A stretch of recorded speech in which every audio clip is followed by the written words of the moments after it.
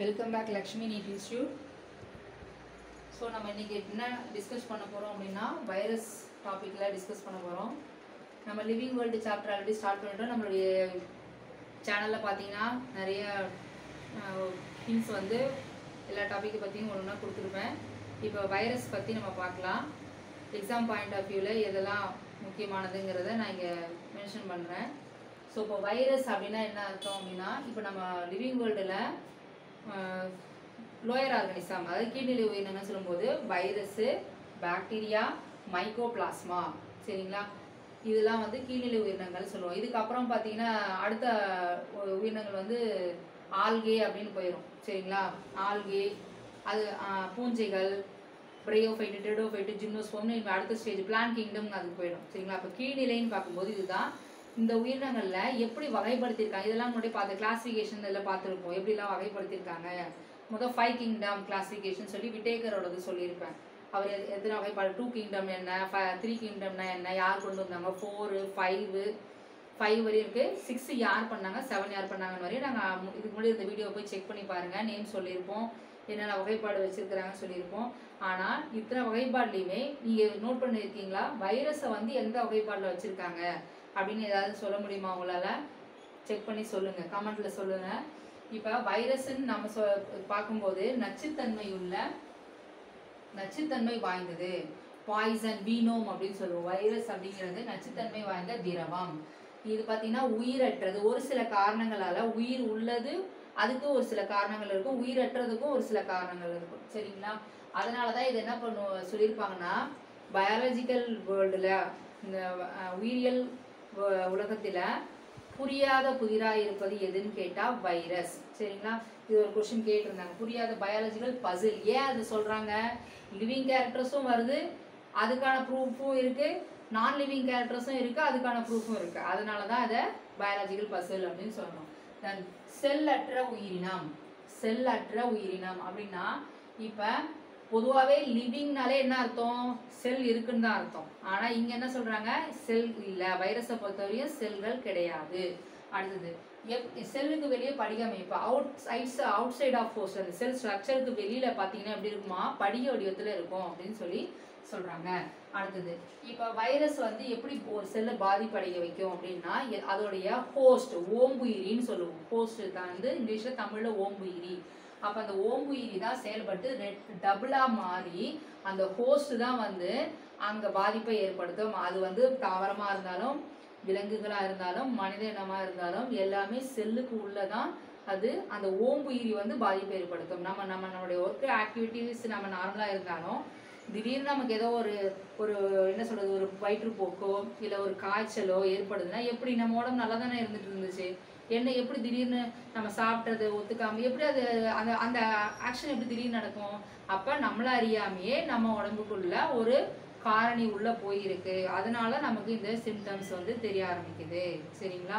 அது நமக்கு ஃபஸ்ட் இதுலேயே நமக்கு போதுமான அளவு ஆன்டிபாடிஸ் இருந்துச்சுன்னா அதுவே சரி பண்ணிடும். ஆன்டிபாடிஸ் இல்லாத பட்சத்தில், எதிர்ப்பு சக்தி இல்லை அப்படிங்கிற பட்சத்தில் நம்ம என்ன பண்ணுவோம், அந்த எதிர்ப்பு பொருளை இன்ஜெக்ஷன் ஃபார்மில் எடுத்துக்குவோம். அப்போ அந்த வைரஸ் கிருமி நம்ம உடம்புல இருந்துச்சுன்னா அது வந்து கில் பண்ணிடும், சரிங்களா. இப்போ உங்களுக்கே ரீசெண்டாக தெரிஞ்சிருக்கும், இப்போ கொரோனா வைரஸ் வந்து எவ்வளோ பாதிப்பு நம்ம வந்ததே தெரியாது. ஆனால் இருந்தாலும் ஒருத்தவங்க சுவாசிக்கிறது மூலமாக, அந்த மூச்சு காற்று படுறது மூலமாக இன்னொருத்தவங்களுக்கு காற்று மூலமாக ஈஸியாக அஃபெக்ட் ஆகுது.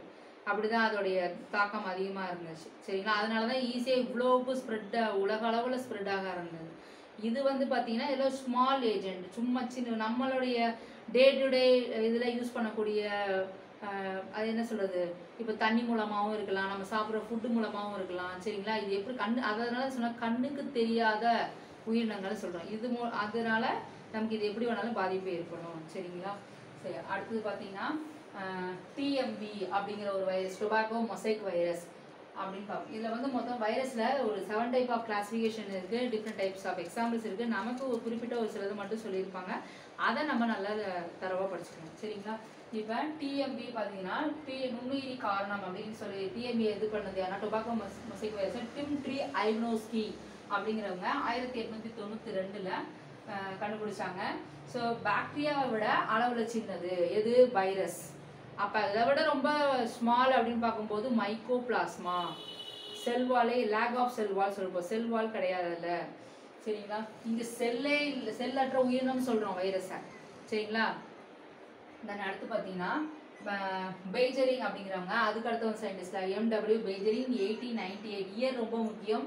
இந்த மாதிரி கொஷினில் இப்போ நான் சொன்னிருக்க டிஎம்பியோட இயரு, பெய்ஜரிங் சொல்லும்போது இந்த இயர், இதெல்லாம் வந்து அடிக்கடி கேட்கக்கூடிய கொஷின்ஸ், ரிப்பீட் ஆகக்கூடிய இயர்ஸ் தான் சரிங்களா. நமக்கு மேட்ச் ஷீட்டில் சயின்டிஸ்ட் நேமை கேட்கலாம், அப்படி இல்லைன்னா இயரை வந்து கேட்கலாம். மோஸ்ட்லி பார்த்தீங்கன்னா செக் பண்ணி பாருங்கள், மேட்ச் ஷீட்டு நமக்கு எந்த டாப்பிக்காக இருந்தாலும் அந்த ஆத்தர் நேம் வச்சோ இல்லை இயரை வச்சோ கொஷின் கேட்குறாங்க. ஸோ அதனால் நல்லா ஃபஸ்ட் டைம் படிக்க ஆரம்பிக்கும் போதே நல்லா கிளியராக, ஒரு டைம் எடுத்தாலும் பரவாயில்ல, கிளியராக இதை நல்லா படிச்சிருங்க சரிங்களா.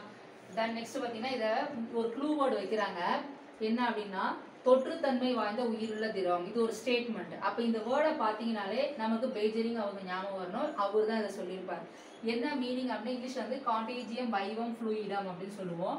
அதாவது நோய் பாதிக்கப்பட்ட புகையிலை தாவரச்சாறு. இப்போ எந்த பிளான்ட்டு அஃபெக்ட் ஆயிருக்கோ, டிஎம்பியால் அஃபெக்ட் ஆயிருக்கோ, அந்த பிளான்ட்டோடைய நல்ல நார்மல் போர்ஷனில் இருக்க ஹெல்தி லீஃப் எடுத்தால் இதோடைய சாப் வந்து ஐ மீன் சாறு, செல் சாறு பட்டாலே அதுவும் இன்ஃபெக்ஷன் ஆகிடும் அப்படின்னு சொல்கிறாங்க சரிங்களா. Plant healthy leaf plant affected proved, அதை பண்ணினவர் யாருன்னா இந்த பெய்ஜரிங் அப்படிங்கிறவர் சயின்டிஸ்ட் தான் சரிங்களா. அடுத்து WM ஸ்டான்லிங் வந்து பார்த்தீங்கன்னா 1935ல் வைரஸை வந்து படிகப்படுத்தியிருக்காங்க சரிங்களா. கிறிஸ்டல் ஃபார்மில் கொடுத்தவர் யாருன்னா இவர். ஸோ அது இல்லாமல் அதிகப்படியான புரதங்களால் ஆனது அப்படின்னு சொல்லியிருக்கிறாங்க. தென் எப்போ வந்து இது செயலற்ற தன்மை இருக்கும்னா virus is out of host inactive. Out of host வெளிப்புறத்தில் பார்க்கும்போது அது செயல்படாத மாதிரி இருக்கும், ஆனால் உள்ளுக்குள்ள ஆப்ளிகேட் பாரசைட், அதாவது அதோடைய இதை வந்து என்னது மல்டிப்ளிகேஷன் பண்ணிக்கிட்டே இருக்கும். இன்சைட் ஆஃப் ஹோஸ்ட் மல்டிப்ளை ஆகும், அவுட் சைட் ஆஃப் ஹோஸ்ட் அதாவது வெளிப்புறத்தில் பார்க்கும்போது அது இன்ஆக்டிவாக இருக்கும் சரிங்களா. அடுத்தது வைரஸ் ஆப்ளிகேட் பாரசைட் சொன்னா நாட் ஓன்லி ப்ரோட்டீன் ப்ரெசன்ட், இங்கே வந்து ப்ரோட்டீன் மட்டும் ப்ரெசென்ட் ஆயிருக்கு. வைரஸை பொறுத்த வரையும் ப்ரோட்டீன் மட்டும் ப்ரெசென்ட் ஆயிருக்காது, genetic material whether it is present DNA or RNA, not both, அது ரெண்டுமே இருக்காது, ஏதாவது ஒன்று மட்டும்தான் இருந்து மரபு பொருளை செயல்படும். இந்த நெக்ஸ்ட் பார்த்தீங்கன்னா virus nucleic protein and genetic material causing infectious fluid, அதாவது ஒரு ஒரு பாதிப்பை ஏற்படுத்துறதுக்கு காரணமாக இருக்கக்கூடியது பார்த்தீங்கன்னா இந்த ரெண்டு காம்பினேஷனும் இருக்கும். நியூக்ளியர் ப்ரோட்டீன் இருக்கும், தென் ஜெனட்டிக் மெட்டீரியல் இருக்கும். இதுதான் வந்து அந்த ஃப்ளூயிடில் வந்து பாதிப்பை ஏற்படுத்தக்கூடிய துகள் பொருளாக இருந்து செயல்படக்கூடியது. தென் பிளான்ட் காசிங் டிசீஸ் அப்படின்னு பார்த்து தாவரங்களுக்கு நோயை ஏற்படுத்தக்கூடியது எதுன்னு கேட்டிங்கன்னா இல்லை ஆர்என்ஏ, மோஸ்ட்லி மரபு பொருள் எது செயல்படும்னா ஆர்என்ஏ, அதுவும் குறிப்பிட்டு ஒற்றை இழையினால் ஆன RNA, single standard RNA as a genetic material மரபு பொருளாக இருந்து செயல்படும். அடுத்து அனிமல்ஸை பார்த்தீங்கன்னா சிங்கிள் ஸ்டாண்டர்டாகவும் இருக்கலாம், இல்லை டபுள் ஸ்டாண்டர்டாகவும் இருக்கலாம். டபுள் ஸ்டாண்டர்ட் ஆர்என்ஏ ரெண்டுல ஒன்று, சிங்கிள் டபுள் ஆர்என்ஏ. அது இது இங்கே பார்த்தீங்கன்னா டிஎஸ்டிஎன்ஏ, இது ரெண்டுல ஏதாவது ஒன்று விலங்குகளை வந்து பாதிப்பை ஏற்படுத்தலாம். ஸோ நமக்கு கொஷின் பாயிண்ட் ஆஃப் வியூவில் பார்த்தீங்கன்னா நமக்கு இதில் இருக்கக்கூடிய ஒரு லைனுமே இம்பார்ட்டன்ட் தான். எதை பேஸ் பண்ணி வேணாலும் அசஸ்மெண்ட் ரீசன்லையோ மேட்ச் ஷீட்லேயோ நமக்கு கொஷின்ஸ் இதில் கேட்கலாம். ஸோ இதுக்கு அடுத்தது பார்த்தீங்கன்னா டிஎம்பியோட ஸ்ட்ரக்சர் எப்படி இருக்கும் சரிங்களா. டிஎம்பியோட ஸ்ட்ரக்சர் எப்படி இருக்கும், என்ன ஷேப்பு, அதோடைய வடிவமைப்பு ஃபுல்லாக அடுத்த வர கிளாஸில் உங்களுக்கு எக்ஸ்பிளைன் பண்ணுறேன். சரி, இது ரிலேட்டடாக இருக்கக்கூடியது ஏதாவது டவுட் இருந்தால் கமெண்ட் செக்ஷனில் கமெண்ட் பண்ணுங்கள். கீப் வாட்சிங் our channel. Thank you students, thank you so much.